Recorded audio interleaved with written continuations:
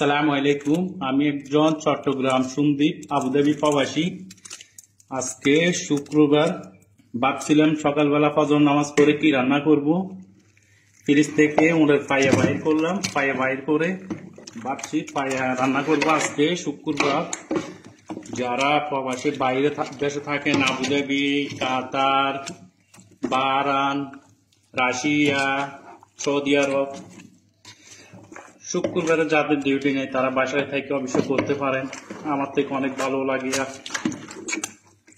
কেমন জানি লাগে না আমরা পাইয়ে দেখেন, খাইতে অনেক টেস্ট হবে।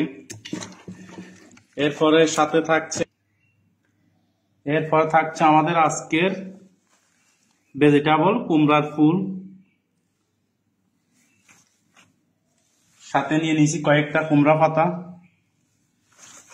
আশা করি খাইতে অনেক ভালো হবে, সুস্বাদু। একটা রসুন দিয়ে রান্না করব, কাঁচামরিচ দিয়ে, আর কিছু এর সাথে দেবো না, অ্যাড করবো না।